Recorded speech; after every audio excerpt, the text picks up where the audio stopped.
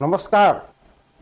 सब থেকে আগে পুরো বিশ্বে থাকने वाला প্রত্যেক সনাতনী ভাই বোনকে আমার নমস্কার এবং প্রণাম।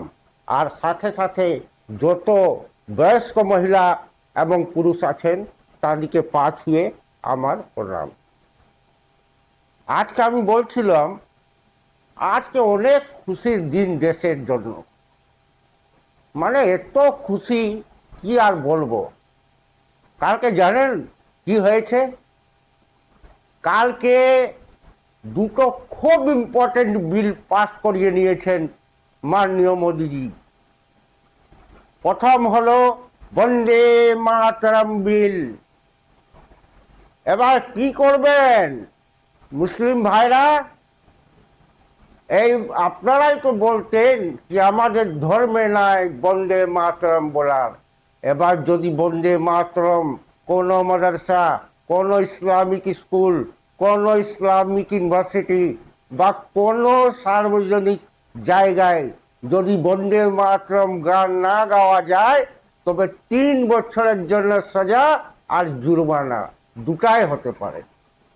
এই বিল অলরেডি পাস হয়ে গেল কালকে।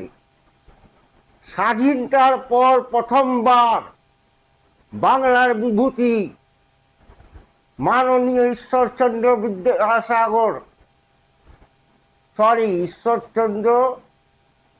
ঈশ্বরচন্দ্র বিদ্যাসাগর দ্বারা রচিত বন্দে মাতরম গীত কে পুরো ভারতে ব্যান্ড করে, মানে কেবল সনাতনীরা গাইতো। শিখেরও কোনো প্রবলেম ছিল না, খ্রিস্টানেরও কোনো প্রবলেম ছিল না, বুদ্ধরও কোনো প্রবলেম ছিল না। কেবল প্রবলেম ছিল যে এই মুসলিমদের। এই মুসলিমরাই বন্দে মাতরমের বিরোধ করতেন। আর কালকে মাননীয় প্রধানমন্ত্রী বন্দে মাতরম বিলকে পাস করিয়ে নিলেন রাজ্যসভায় এবং লোকসভায়, এবং বন্দে মাতরম গীত হয়ে গেল অনিবার্য। প্রত্যেক সরকারি ইনস্টিটিউট, সরকারি কার্যক্রমে এবার বন্দে মাতরম অনিবার্য গাইতেই হবে, নইলে যদি কেউ এর এগেনস্টে যায় ওর অ্যারেস্টিং হবে এবং 3 বছরের জন্য জেল হবে আর জুরমানাও হবে। এই বিল পাস হয়ে গেছে।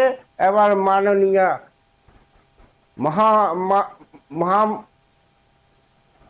মাননীয় রাষ্ট্রপতি মহোদয়ার কাছে বিল যাবেন, মহামহিম ওইটাতে নিজের সিগনেচার করে দিবেন আর ওটা এবার কানুন হয়ে যাবে।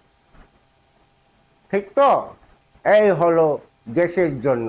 আরেকটা কাজ খুব ভালো হলো দেশের জন্য আর আমাদের দেশে থাকনেওয়ালা যত ছাত্র ছাত্রীদের জন্য। দেখুন এখন পাঞ্জাবে এজিটেশন চলছে, মুখ্যমন্ত্রী রিজিগনেশন খোঁজা হয়েছে, এই জন্য কি পেপার লিক হয়েছে। এবার কালকে যে বিল পাস হয়েছে ওটাতে মাননীয় প্রধানমন্ত্রী মহোদয় বলে দিয়েছেন এবং উনি নীলকেনি সাহেবকে বলেছেন, নন্দন নীলকেনি কে, কি আপনি একদম এমনি একটা প্রজেক্ট বানান।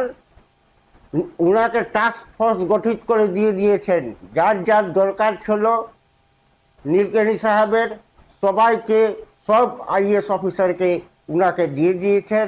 আর বলেছেন কি এবার কামিং কোনো এক্সামে যেন লিকের কোনো প্রশ্নই না থাকে। এটা থেকে আমি নিজের দেশকে কমপ্লিটলি এই সমস্যার সমাধান করিয়ে দিতে চাই। তার জন্যই নীলকেনি সাহেব লেগে গেছেন। এবং তারপরে যদি কোনো গ্যাং বা কোনো পেপার লিকের মাফিয়া করতে চায় পেপার লিক, তার জন্য কড়া কানুন এনে দিয়েছেন। ওদের জন্য আলাদা কোর্ট বানিয়ে দিয়েছে ফাস্ট ট্র্যাক, যে 6 মাসের ভিতরে ওর অ্যারেস্টিংও হবে এবং ওর পানিশমেন্টও হবে। আর তারপর টাস্ক ফোর্স থেকেই লেগে গেল যে এবার কোন ফর্মুলার কোশ্চেন আমরা বার করব, আর total computerize, total hitech, total টেকনোলজির সঙ্গে জুড়া। কোথাও কোনো সিন থাকবে না কি কেউ গ্যাং ওই পেপার লিখে কাজ করতে পারে। তার জন্যই বহু দিন থেকে ভারত এবং ভারতের বিভিন্ন স্টেট এই প্রবলেম থেকে বাঁধা ছিল। এইবার মাননীয় প্রধানমন্ত্রী নিজেই এটাকে নিজের সংজ্ঞানে নিলেন এবং এই প্রবলেমের ফাইনাল সলিউশন বার করে দিলেন। যেহেতু ছাত্রদের ভবিষ্যতের সঙ্গে আর খেলবাড় করা যাবে না, তার জন্যই আমি ছাত্রছাত্রীদেরকে অনুরোধ করছি যেন আমার ভিডিও ম্যাক্সিমাম ছাত্রছাত্রীদের কাছে, অখিল ভারতীয় বিদ্যার্থী পরিষদকেও আমি পুরো ভারতবর্ষে আগ্রহ করছি আমার এই নিউজ চারিদিকে পাঠিয়ে দেন, যাতে প্রত্যেক ছাত্রছাত্রীর মধ্যে যে অনেক দিন থেকে শঙ্কা ছিল, সমস্যা ছিল, ও একদম সলিউশন হয়ে গেছে, এর খুশি যেন পৌঁছে যায়। এই বলে আমি নিজের ভিডিও এখানে শেষ করছি। আর বেশি বেশি সাবস্ক্রাইব, লাইক এবং শেয়ার করার অনুরোধ করছি। ভারত মাতা কি জয়, বন্দে মাতরম, জয় শ্রীরাম।